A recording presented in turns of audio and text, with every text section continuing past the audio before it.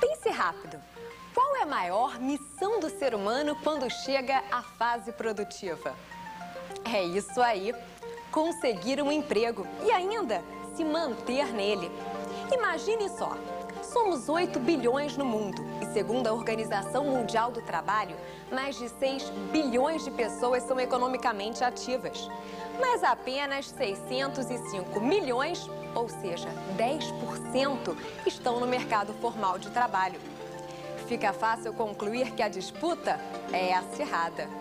Pensando nisso, Diálogos na Universidade de hoje vai debater as melhores formas de apresentar um currículo e ainda dar dicas de como enfrentar uma entrevista de emprego e a melhor maneira de se comportar em uma dinâmica de grupo. O programa também pretende esclarecer alguns conceitos básicos sobre recursos humanos. Quais os critérios de seleção adotados pela maioria das empresas? E quem são os profissionais que avaliam o candidato? Os empregadores vêm utilizando métodos cada vez mais sofisticados para testar e conhecer as características dos aspirantes a uma vaga de trabalho. Vamos tentar desvendar as técnicas utilizadas pelos gerentes de recursos humanos no processo de seleção. O que eles olham atentamente? A maneira de vestir do candidato? De andar? De falar? Ou até de gesticular? Algumas empresas mais rigorosas pedem análises específicas, como o estudo da grafia e até dos astros. Diante desse quadro, como fica o candidato? Será que ainda existe aquele profissional que pode se dar ao luxo de escolher o patrão? Bem, no mercado eu não sei, mas aqui a sua cotação é alta, altíssima, e você tem um lugar garantido em nosso programa. Agora vamos ver quem são os convidados selecionados para a nossa mesa de debate? Bom, meu nome é Jaqueline, eu sou Jaqueline Resch, atuo há vários anos na área de recursos humanos. Eu tenho uma empresa, Resch Recursos Humanos, que faz consultoria em recursos humanos e recrutamento e seleção e trabalho há vários anos com recrutamento e seleção de profissionais e jovens profissionais. Sou professora nos cursos de MBA, formada em psicologia e com MBA em administração. Meu nome é Marcelo Reis, eu sou assessor de comunicação da Associação Brasileira de Recursos Humanos e empresário também da área de comunicação. Eu sou o Gilson Ferreira, eu sou consultor de empresas, também de mercado, sou psicólogo também, tenho uma empresa e atuo no mercado com essa empresa, que é a WRH, consultoria na área de recursos humanos, trabalhamos com terceirização de profissionais, recrutamento de seleção, treinamento, reestruturação empresarial, e é isso. Sou Ana Virgínia Salgado, atuei 26 anos em recursos humanos, como gerente de recursos humanos em empresas multinacionais e atualmente eu estou trabalhando como consultor associado para algumas consultorias. Eu sou Márcia Matos, eu sou astróloga, eu trabalho com astrologia em geral, que a gente chama de astrologia clínica, mas a minha área de especialização é a astrologia vocacional. Então a gente atende muitos jovens que estão perdidos em relação às suas carreiras para a gente dar uma orientação de onde eles podem ter um desempenho melhor. E também a gente atende empresas na área de recursos humanos, tentando adequar melhor as aptidões do candidato com a função que ele pretende exercer. Olá, eu sou Carlos Mário Alvarez, psicanalista, professor e coordeno projetos especiais na Pró-Reitoria de Recursos Humanos da Universidade. Vou mediar o debate aqui, que eu espero que seja muito interessante para todos vocês que estão nos assistindo, e vamos a ele. Eu queria então começar o nosso bate-papo aqui perguntando para Jaqueline. Jaqueline, a minha questão seria a seguinte: hoje se fala muito em empregabilidade, em oposição à ideia antiga de emprego. E se fala muito também de competências. São duas palavras que estão na ordem do dia, né? Acho que não tem nenhum consultor de recursos humanos, não tem nenhum gestor que não saiba, que não use a palavra empregabilidade e, sobretudo, competências. Você que trabalha selecionando pessoas para de diversas formas, em diversos níveis, em diversos cargos. Será que você podia dar para a gente, de começo, uma boa explicação? O que é empregabilidade e o que são competências? Ok. Bom, o conceito da empregabilidade, né, ele vem em função de muitas mudanças que ocorreram aí no mundo, né, de uma forma geral, que trouxeram impactos, né, também para a vida das empresas e para a vida das pessoas que trabalham nas empresas. Enquanto antigamente a gente tinha um cenário assim de bastante segurança, né, e poucas surpresas, hoje a gente tem um cenário bastante instável e de mudanças muito rápidas. E aqueles contratos longos, né, onde as pessoas entravam nas empresas e praticamente tinham suas vidas asseguradas se desempenhassem bem, isso acabou, não existe mais. Quer dizer, a empresa não se propõe mais a isso. Então, na verdade, quer dizer, a gente não pode mais contar com aquela empresa paternalista que, se nós formos bons filhos, né, nos assegurará um emprego estável por toda a vida. Então, o esforço é colocado agora em nós. Quer dizer, nós temos que correr atrás, né, e estar constantemente nos atualizando para nos mantermos empregáveis. Então, esse é o conceito da empregabilidade. Quer dizer, eu tenho que fazer por mim e tenho que buscar constantemente atualização para me manter um profissional elegível, empregável. Então, esse é o conceito da empregabilidade. E a questão das competências que competências eu preciso desenvolver, estar constantemente também desenvolvendo e atualizando e reatualizando, que pertencem à minha área de atuação. Então, existem competências que são específicas a uma profissão, existem competências que são, eu diria, específicas a uma função, por exemplo, competências gerenciais, que são pessoas que deixam o trabalho técnico para exercer uma função mais gerencial. Então, na verdade, essas competências variam muitas vezes de empresa para empresa, mas tem um núcleo que é comum quando você segue uma determinada profissão, você atua numa determinada função, e você tem que também constantemente, então, atualizar essas competências. Ana, me explica um pouco como é que as pessoas podem se tornar competentes, como é que elas adquirem competências, como é que é o processo de estar sempre adquirindo empregabilidade, mantendo a empregabilidade? Olha, isso eu acho que é um esforço muito grande do profissional, tá?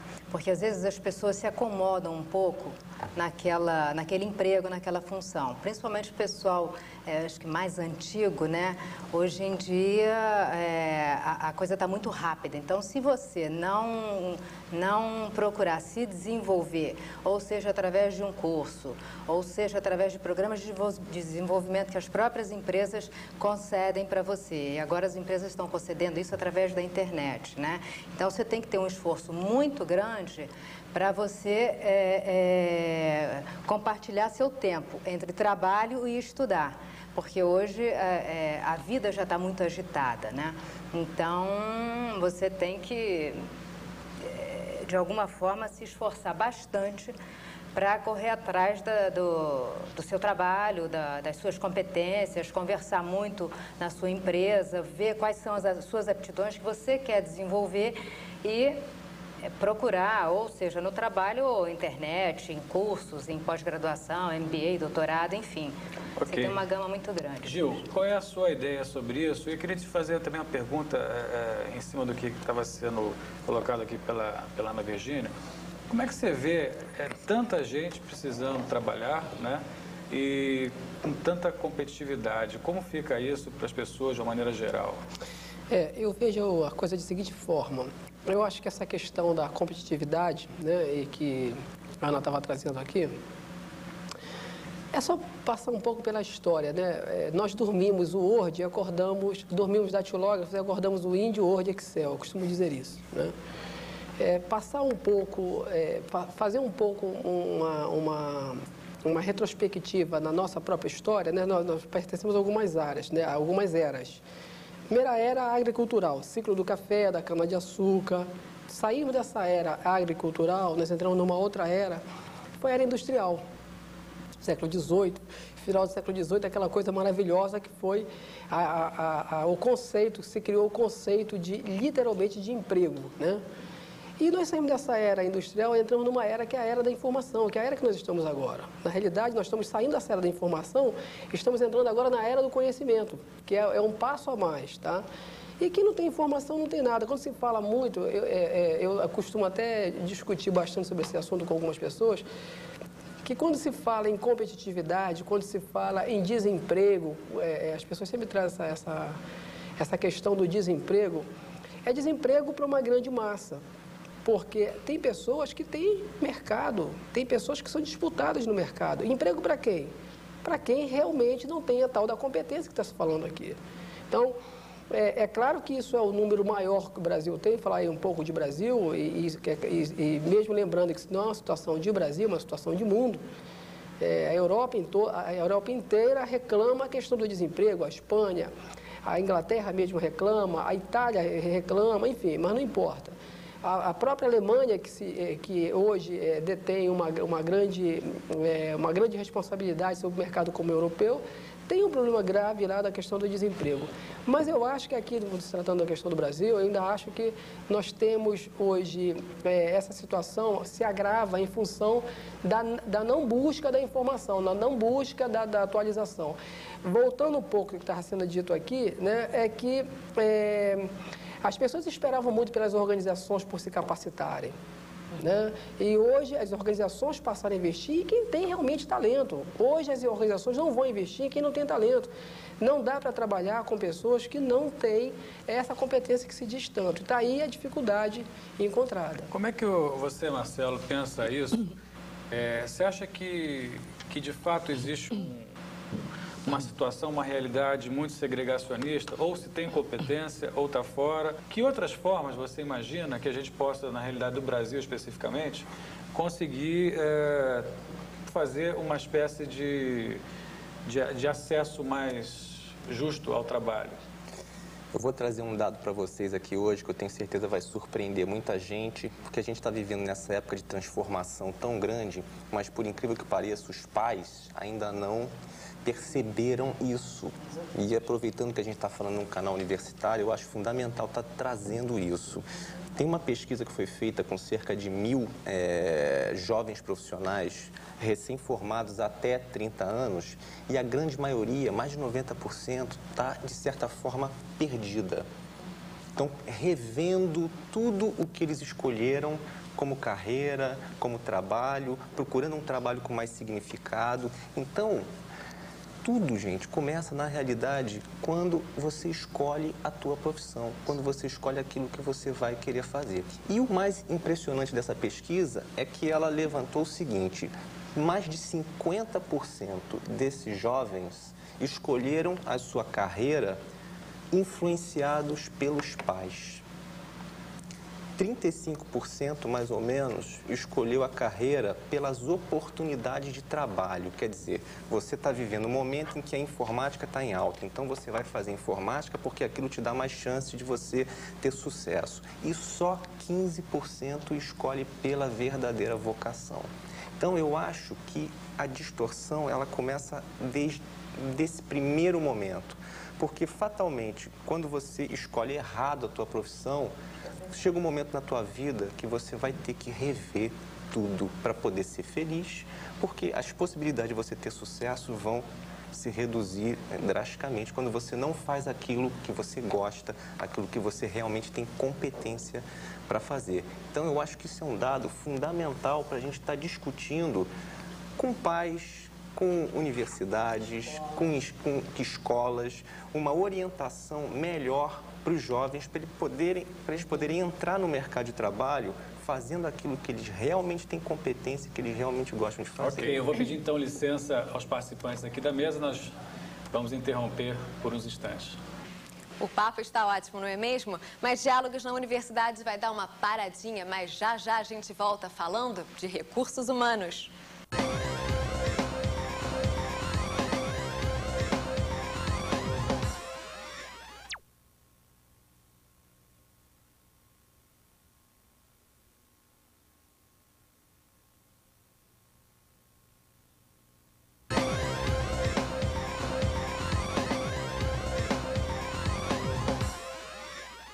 Diálogos na Universidade está de volta hoje falando sobre recursos humanos. É realmente um assunto muito interessante e instigante. Vou conversar um pouco agora com a Márcia Matos. Eu queria ouvir de você, Márcia, como é que o teu trabalho como astróloga funciona dentro de uma perspectiva de orientar as pessoas sobre as vocações, sobre as possibilidades e oportunidades. Você podia nos dar uma ideia? Justamente, esse último ponto que foi colocado, que o indivíduo ele tem sucesso, o sucesso, ele não é uma situação só do acaso ou do mercado. O sucesso é uma interação da vocação, daquilo que o indivíduo, o garoto, a pessoa, a personalidade é dotada e tem condição de oferecer ao mercado. Quando existe uma coerência entre a atividade que o indivíduo exerce e a vocação dele, é praticamente impossível não haver sucesso. Quer dizer, o sucesso ele é o resultado de uma escolha bem sucedida, bem feita, em relação àquilo que o sujeito é vocacionado, dotado, apaixonado, tem talento para ser e para executar. Ele tem que descobrir isso ao longo da vida. Ele tem que descobrir. Aqueles assim, tem pessoas bastante felizes, eu costumo dizer, tem pessoas muito felizes na vida que encontram seu grande amor aos 18 anos de idade, né? 19 anos, casam-se com eles, ficam 20 anos casados. E tem pessoas que desde 5 anos de idade querem ser médicos, ou querem ser engenheiros, querem ser, enfim, são apaixonados por química e vão buscando na vida aquela atividade, aquela profissão e se entregam com tamanha paixão, com tamanha coerência, com tamanha certeza que, obviamente, o sucesso vem em relação a isso. E são pessoas bastante especiais. Mas, para a maior parte dos jovens hoje, o que acontece é o contrário. São muitas dúvidas, muitas incertezas, muita má informação e muito pouco tempo para se investigarem a si mesmo, para olharem para dentro, o que eu gosto, qual é a minha vocação, o que eu adoro fazer, eu noto que eu sou melhor nessa matéria do que naquela, etc. Então, o nosso trabalho entra aí, especificamente aí. Quer dizer, através da leitura do mapa astral, que é feito através da data de nascimento do indivíduo, a gente tenta o quê? Localizar a personalidade profissional dele. Quem é ele, como indivíduo, enquanto sujeito de profissão. Ou seja, a vocação dele, a natureza profissional dele, as aptidões dele, os talentos dele, e a gente tenta localizar por aí. Primeira coisa. Segunda coisa, não existe, na maior parte das pessoas, um talento só. Não. O sujeito tem 3, 4, por isso que ele fica perdido. Porque, graças a Deus, que o sujeito tem... É normal. Eu falei assim, não sei se... É normal que ele tenha 3, 4 inclinações profissionais ou escolhas de carreira iniciais, porque ele tem realmente 3, 4 talentos que vão permitir, ao longo da vida, ele, inclusive, se mover entre esses talentos. Tá? Então, o que a gente faz é um estudo vocacional, de orientação para localizar para a pessoa quais são as áreas onde ela teria talento, aptidão e possivelmente paixão. Geralmente essas coisas vêm junto. Jaqueline, que outras formas encontra um profissional dentro de uma organização ou individualmente para descobrir as suas vocações, os seus talentos? Como é que se pode chegar a isso também por outras formas? Olha, na verdade, eu acho que você acaba se conhecendo a si mesmo através de um processo de reflexão, né? Você tem que parar e pensar. Eu acho que era um pouco o que a Márcia estava falando, eu acho que utiliza a astrologia como um instrumento que vai facilitar esse processo de reflexão.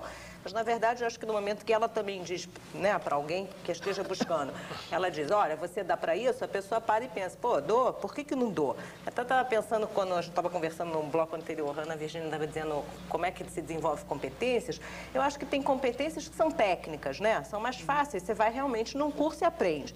Tem outras competências que a gente chama no mundo organizacional de competências interpessoais ou competências comportamentais e que as pessoas ficam pensando, mas como é que eu vou desenvolver iniciativa? A experiência, né? Como é que eu vou desenvolver visão sistêmica, né? Uhum. Eu acho que o que eu vejo é que você desenvolve isso.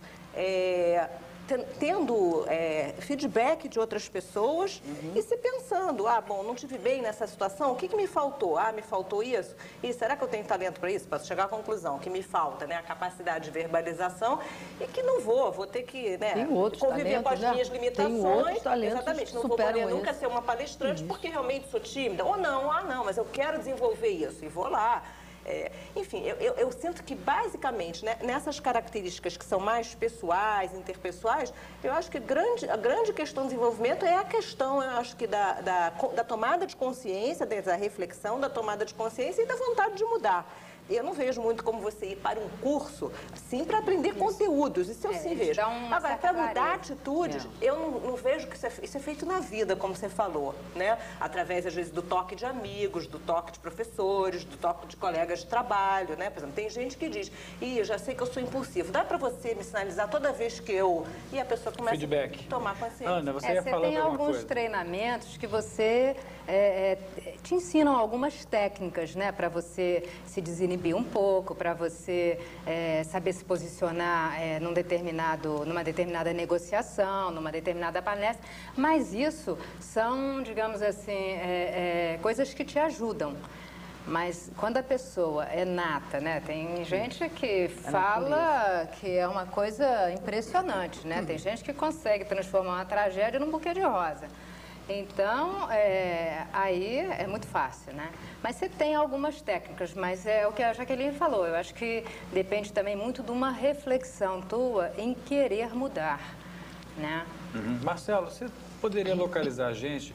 Quais são as tendências, vamos dizer assim, quais são as possibilidades que nascem ou que se ampliam no mercado de trabalho hoje, de uma maneira geral? Você tem setores, como é que a gente poderia fazer um mapeamento disso? É viável? O próprio setor de recursos humanos está crescendo muito, está ganhando grande importância nas empresas, né? Evidentemente, você tem aí setores ligados à área de tecnologia, crescendo também assustadoramente. Agora, o que está acontecendo é que essas mudanças estão se tornando tão rápidas que o que você fala hoje não é mais daqui a 1 ano ou 2 anos. Então, você pautar a tua vida, o teu projeto de vida em cima de uma coisa que é realidade hoje, pode ser uma armadilha, porque você vai investir nisso e daqui a 1 ano pode ser que aquilo já tenha se transformado e não seja mais um bom negócio, digamos assim. Então, eu acho que aproveitando o que estava sendo colocado aqui agora há pouco, o mais importante mesmo é você continuar procurando dentro de si próprio aquilo que você realmente gosta de fazer profissionalmente, né? A tua verdadeira vocação. E como vocês mesmos falaram, isso é uma coisa que você pode descobrir muito cedo, como você pode levar anos para descobrir, né? A minha vivência, por exemplo, eu comecei a trabalhar com 17 anos e só aos 30 anos eu fui descobrir o que eu realmente gostava de fazer. E a astrologia teve papel importante. Tenho certeza nisso. que é um retorno de Saturno aos 30 anos. O histórico desta profissão, né, ao longo do tempo no mercado de trabalho, que dificuldades eu vou encontrar, né? Porque eu acho o seguinte, alguém que é de família abastada diz assim, escolha o que eu quero, papai e mamãe financiam o início de carreira e tudo muito bem. Mas tem jovens que não vivem essa realidade. No país que a gente vive, muitos jovens que não vivem essa realidade. Então, eu não digo, não é optar pelo que o mercado está oferecendo, nem desprezar a sua vocação. É entender qual vai ser o percurso e os sacrifícios, né, e os investimentos pessoais que serão necessários para viabilizar o sucesso e realização pessoal nessa profissão. Então, eu acho que olhar a realidade do mercado é, sim, muito importante. Gil? Eu queria só fazer um adendo também. Vai lá. Eu acho isso importante, fundamental que a Jaqueline está trazendo, porque diante da realidade todo idealismo é uma ilusão, né? Então pode ser o ideal eu adorar ser médico, mas eu não ter dinheiro para poder fazer uma faculdade de medicina, por exemplo. É uma grande realidade que o Brasil vive, né?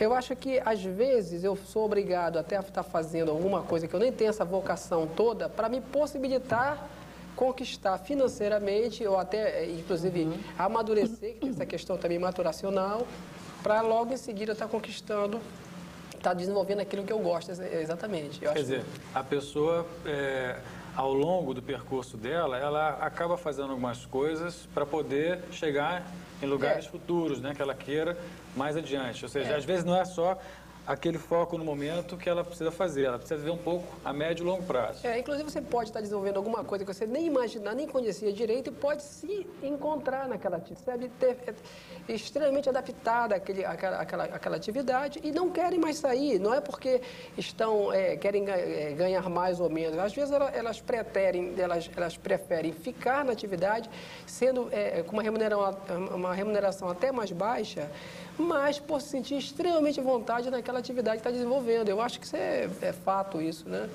Ok. Então, com a licença de vocês, vamos interrompendo esse bloco.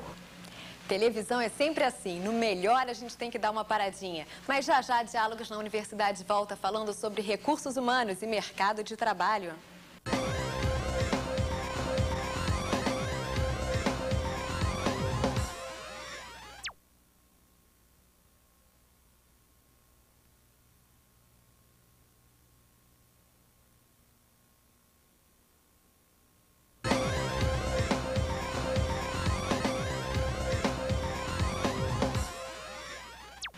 Diálogos na Universidade está de volta hoje falando sobre recursos humanos e mercado de trabalho. Hoje em dia, os processos seletivos dentro das organizações estão bastante sofisticados. Muitas delas fazem do seu processo seletivo algo que dura, às vezes, 6 meses, né, com várias etapas.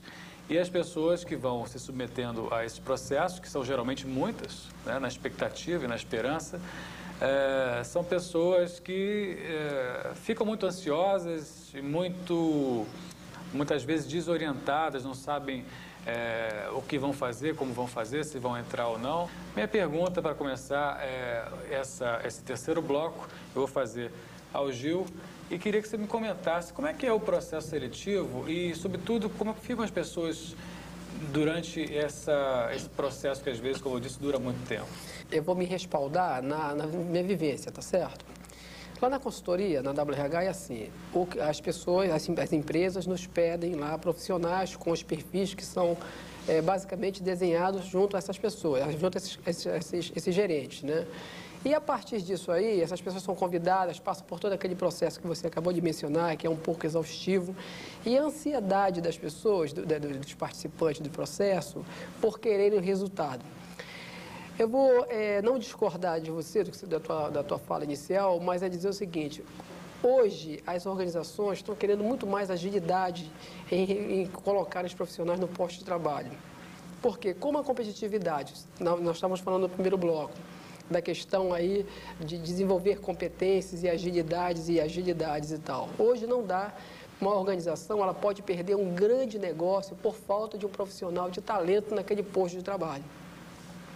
Então, o que acontece de maneira geral é quando o processo é feito interno dentro de uma organização, ele é muito mais lento de quando esse processo é feito por uma consultoria. Por que acontece de uma maneira dentro da organização? Por que é mais lento? Eu estou falando aí da agilidade mesmo, tá? Porque quando a área de recursos humanos de uma empresa, ela tem outras atribuições além do recrutamento e seleção.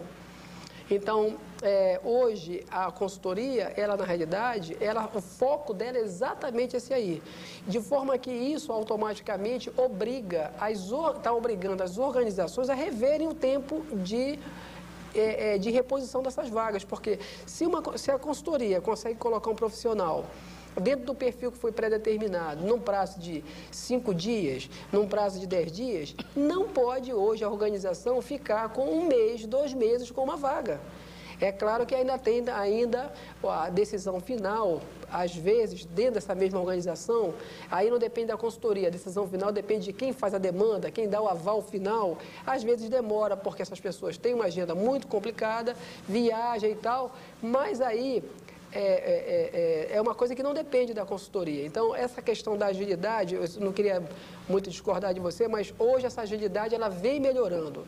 E aí, para dar agilidade nesse processo de competitividade das consultorias e também das próprias empresas, hoje está se criando 1000 mecanismos para poder tornar esse processo mais ágil. De qualquer maneira, a agilidade é uma coisa, mas a complexidade é outra. Ou seja, o que eu quis colocar é que esses processos são pensados, existem técnicas que vão muito distante dos tempos em que se fazia apenas um teste psicológico, um teste, enfim, como único critério, né? E hoje em dia você tem uma gama de possibilidades, mesmo que as consultorias não usem todas elas, ou para cada posição vai se fazer um mix, vamos dizer assim. Né? Foi nesse sentido que eu falei. Eu queria ouvir da Jaqueline, o que você teria a dizer assim sobre o imaginário do processo seletivo, né? Eu dizia, a angústia, a necessidade de estar com alguma perspectiva de ganhar dinheiro no fim do mês, é o que move muito o imaginário dessas pessoas. Por outro lado, essa pressão toda faz com que elas tenham muitas vezes medo do processo seletivo, ansiedade, uma mística, né? E até criam ilusões de como elas devem se comportar nesse processo seletivo. Será que você podia dar uma ideia para a gente de como é que isso acontece? Olha, eu acho que o momento é de ansiedade, né? Existem momentos na vida da gente, são momentos de ansiedade, a gente tem que aprender a conviver com isso. Então, eu diria o seguinte, quando você está pretendendo fazer uma mudança na sua vida, esse é um momento de ansiedade. A não ser que você esteja confortavelmente no emprego e alguém lhe convide para avaliar uma outra proposta em situações diferentes. É o melhor dos Agora, mundos. se você, na verdade, está buscando uma colocação porque você está sem no momento, né? O momento é de ansiedade, a autoestima está mais baixa, você se perguntou por que foi demitido, por que não consegue um emprego logo. Então, acho que tem que sentar, desculpa a expressão, tem que sentar o facho, né? E dizer o seguinte, bom, deixa eu botar aqui meu pé no chão, porque se eu me deixar tomar pela angústia, que é natural, que é verdadeira, que existe, não há como negá-la, mas se eu me deixar tomar por ela, aí mesmo que a coisa desanda, né? Agora, o que eu percebo também, que eu acho que é importante dizer ao público ouvinte, é que existem, assim, muitos gurus dos processos de recrutamento e seleção, né? E a gente ouve, eu acho que muito folclore, né? A palavra que o Ju estava dizendo, vá de terno azul, né? Fale assim, o assado. Outro dia um aluno me contava uma história, vou reproduzir aqui, porque eu realmente achei engraçada, que era o seguinte, você está num processo seletivo, sua entrevista está por começar, quando o entrevistador pede 1 minuto para você resolver um problema, e eis que o telefone toca, pergunta-se ao candidato, você atende o telefone ou não atende o telefone? Os meus alunos me perguntam, eu atendo o telefone ou não atendo o telefone? Eu diria, como especialista em recrutamento e seleção, que não há resposta para essa pergunta. Se você atender o telefone, pode ser considerado uma pessoa com iniciativa, preocupada com o que está acontecendo e tomar um recado. Em alguma outra empresa com uma cultura diferente, você pode ser intrometida, quem foi atender um telefone que não lhe pertence. Educação. Então, assim, na verdade, o processo seletivo, ele é um casamento entre uma pessoa que tem valores, né, e formas de comportamento e uma empresa que também tem sua cultura e seus valores. Então, assim, por que eu entrei naquela empresa e não consegui entrar naquela? Porque você se casou com uma pessoa e não se casou com outra, né? Então, eu acho que, assim, tem essa questão do casamento. Eu diria para os jovens profissionais, acho que o único conselho que eu daria a eles é sejam espontâneos, né? Com que roupa eu vou? Você não vai nem com uma saia aqui, né? Nem com uma calça jeans toda rasgada. Você vai com uma roupa. Exatamente, utilize seu bom senso. A não ser que você esteja se candidatando a um cargo numa agência de propaganda, que é um mundo inteiramente diferente, numa empresa de internet, onde as pessoas trabalham de uma outra forma também. Então, o conselho é, estudem qual é o ambiente para o qual vocês estão se candidatando e sejam vocês mesmos, assim, e use seu bom senso. Claro. Márcia, você estava comentando, quer dizer, a gente estava ouvindo a Jaqueline falar de casamento entre vamos dizer assim, o futuro funcionário, o futuro colaborador e a empresa.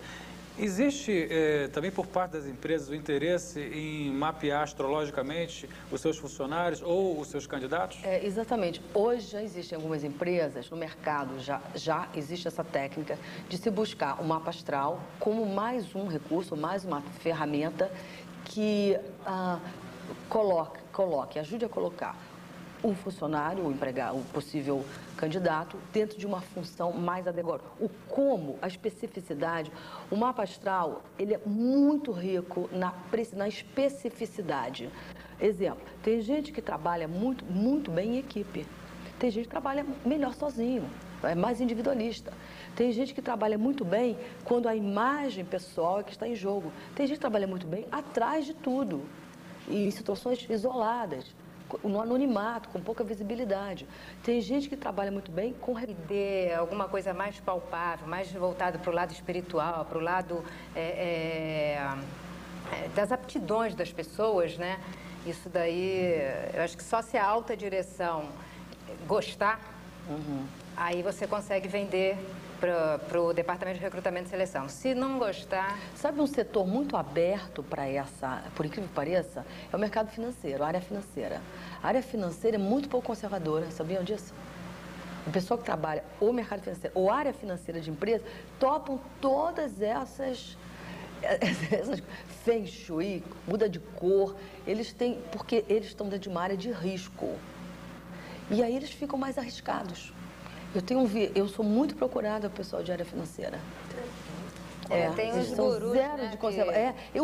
Usam para bolsa, usam para investimento, porque eles estão num setor que é um pouco impalpável. O setor financeiro, ele é de risco, ele é impalpável, ele está sujeito a muitas variantes. Então eles usam mais essa, usam feng shui de monte. E eles conseguem... Eles são muito New Age, sabe? O pessoal New Age aberto. Desse recurso, eles conseguem fazer previsões e acertar ou eles também erram? Não, eu acho que melhora ele sabe que melhora o índice de acerto muito grande usando recursos que não são tão acadêmicos, ou tão racionais, ou tão sistemáticos, porque ele sabe que a questão financeira, ela é meio fluida, ela está sujeita a outra, é meio quântica. Essa coisa não é muito cartesiana, não. A produção o mercado de produção, né? O mercado produz bens, mas esse financeiro está sujeito a tudo. Bom, o debate está ficando cada vez melhor. Vamos dar uma pequena pausa e a gente já volta. Esse papo está mesmo ótimo, não é? Diálogos na Universidade vai dar uma paradinha e daqui a pouco a gente volta hoje falando sobre recursos humanos e mercado de trabalho.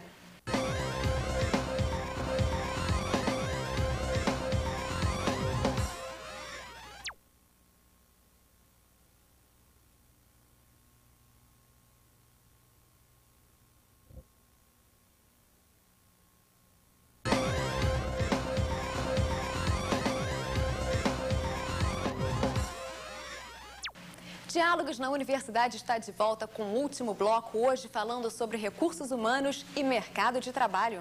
Nada do que foi será de novo do jeito que já foi um dia. Tudo passa e por aí vai a música que a gente conhece bem e que fala disso. É o mundo em movimento, em transição, e as pessoas tendo que acompanhar isso e fazendo também elas próprias suas revoluções, suas evoluções. E o Marcelo ia dizer alguma coisa em relação a essas transformações. Diga lá, É verdade, eu concordo com a Ana Virgínia, as empresas ainda são conservadoras, mas isso está mudando tão rápido. E eu vou citar o próprio exemplo da BRH. Nós temos um curso lá que é o campeão de lotação, que é o curso de grafologia. Então, por que é campeão de lotação? Porque existe mercado para isso. As empresas querem, na hora de se fazer seu processo seletivo, conhecer as pessoas mais a fundo através de outros meios, né? Porque, na realidade, você é contratado pela tua capacidade, pelo teu talento e você é demitido pelo teu comportamento. Então, os processos seletivos hoje estão ficando muito mais preocupados em saber quem você é do que o que você sabe fazer de fato, né? Então, ferramentas como grafologia, como astrologia e outras tantas estão sendo muito exploradas agora e vão crescer com certeza. E você acha, Gil, que também existe espaço para que as pessoas se arrisquem nos seus próprios negócios, que elas tenham iniciativa e autonomia para empreender? Pois é, esse é um assunto, vamos falar de empreendedorismo, né? É uma coisa interessante. Tudo isso que nós estamos conversando aqui, desde o primeiro bloco, está sempre voltando à mesma tecla, que é a questão do empreender. Não adianta ter todas as oportunidades se as pessoas não acreditarem nelas mesmas, né? E é fundamental, o mercado hoje valoriza por demais o empreendedor. Tem uma corrente que diz que as pessoas... O que o mercado espera do profissional? Que ele tenha 4 coisas. Primeiro, que ele seja um empreendedor. Que ele chegue naquela organização e que ele queira crescer daquela empresa. Que ele não se acomode no posto de trabalho dele, que ele queira crescer, né? Outra coisa é que ele seja criativo. É a segunda necessidade, o que se espera desse profissional. Porque se ele for empreendedor e se ele não for criativo, isso fica muito complicado, né? A terceira coisa é que, para trabalhar naquela organização, que seja um desejo, não pode ser uma condição. O fato de ele trabalhar naquela empresa não é porque é perto da casa dele. Ele tem que ter o desejo de trabalhar naquela empresa. Ele tem que olhar para aquela empresa e falar assim, eu quero trabalhar nessa empresa. E a quarta, e a última, é que quebra um pouco do mito, né, do que se diz por aí, não dá para ele trabalhar no que ele gosta. Porque se fosse trabalhar no que gosta, nós não teríamos a metade do conforto que nós temos hoje. Ele tem que amar o que ele gosta, o que ele faz. Porque em toda e qualquer atividade profissional, iremos nos esbarrar em situações de dissabor. Pode pensar melhor a profissão. O médico, por exemplo, falando do médico desde cedo, não pegar o médico.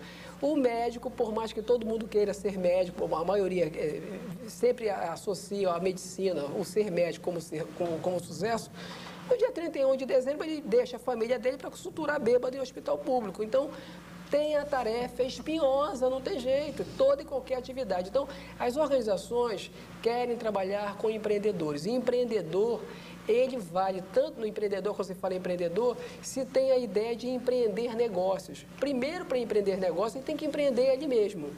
Então, essa questão da cultura do empreendedor hoje é um diferencial no mercado profissional. Ana, você acha que as pessoas têm condição de escolher a empresa em que elas vão ficar, ou isso está cada vez mais difícil? Não, eu acho que é difícil, principalmente se você tem um cargo mais alto, onde a organização vai afunilando, né? Muita gente, né? E a orientação, às vezes, que é dada é essa que o Gil falou. Escolha uma empresa, um ramo e lute por isso.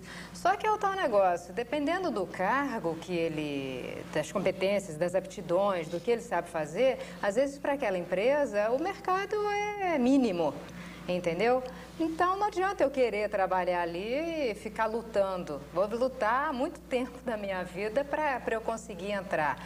Quando você inicia a tua carreira, aí a coisa é mais fácil, porque as chances de você ter mais posições, vagas, é bem mais fácil. Agora, quando você já está numa posição mais de chefia, de gerência, enfim, de diretoria, a coisa já é mais complicada. Eu estava me referindo à questão do desejo, quando ele faz parte do quadro da empresa, o quadro de colaboradores da empresa, e que tem pessoas que depois que passam a fazer parte do quadro, relaxam. Abandonam. Eu estou falando ele ter o desejo depois que ele está dentro da organização. Ele valorizar exatamente todo aquele processo de dificuldade, aquelas dificuldades todas que ele passou para chegar até ali, depois ele faz uma promoção disso. Você estava concordando, Márcia? O que você está... Eu queria dar, assim, 2 conselhos para o jovem. Eu atendo muito jovem, muitos completamente perdidos, e tem esse problema da desorientação dos pais, das escolas. As escolas, eu acho que elas estão muito omissas, muito alienadas desse processo. As escolas mesmo, que estão dando formação inicial para os garotos e as garotas, muito ainda pouco envolvidos com esse processo de orientação profissional, de encontrar especificidade, a dotação do garoto e tal. Eu queria dar 2 conselhos. Todo mundo tem recursos próprios, bens, algo que ele pode transformar num valor, num bem.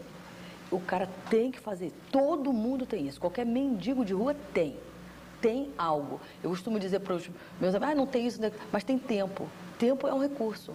Você pode oferecer tempo. Achar o seu recurso e dotar ele de valor. A segunda coisa, pode ser beleza, pode ser inteligência, pode ser simpatia, pode ser facilidade de falar com as pessoas.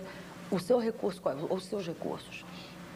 A segunda, nunca se confunda com a massa. Quando dizem assim, ninguém de mais de 40 anos arruma emprego. Ninguém com 50 anos arruma mais homem. Ninguém com 20... Não, se cair nesse coletivismo, você está ferrado. Você tem que, nessa fase inicial de busca de profissão e coisa e tal, você tem que se individualizar, marcar sua capacitação pessoal e não se comparar. Porque se você começar a entrar, não tem emprego, não tem aquilo, você é engolido por essa massificação e você não vale nada. Então, você tem que acreditar que você vale, pode dizer o que quiser. A mídia que eu digo, não é mídia só empresa, não. A mídia é o que todo vizinho diz, mãe diz. Se você cair nessa armadilha, você está ferrado. Aos 38 anos, tu não arruma mais emprego, que é o que dizem. Então, assim, não, eu não arrumo, mas eu não sou todo mundo. Você tem que trazer sempre, trabalhar como se você fosse uma exceção. As pessoas têm que se proteger um pouco, né, dos preconceitos, sobretudo, né, daquilo que é uma ideia preconcebida. Isso, senão você já se... E terem um mínimo de saída. Terem um mínimo de espaço para planejarem a vida e acreditarem no que estão querendo. Individualmente. Né? Dizer, mas eu vou sobreviver. O iceberg lá bateu no Titanic, mas 30 sobreviveram. Eu sou um desses 30. Se você não trouxer esta crença, essa firmeza na sua capacidade individual, você já naufraga. São 200 vagas, 300 candidatos, pronto.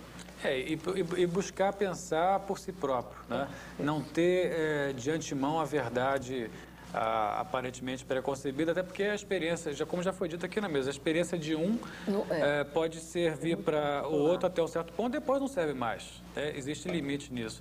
Você concorda que o processo seletivo, ele possa trazer também muitos preconceitos? Ou seja, você já tem uma postura resistente à diferença que o candidato apresenta? Ou seja, você já tem um modelo e já você tem um certo faro. Esse faro, às vezes, não digo você especificamente, mas de quem seleciona, não pode ser já muito preconceituoso?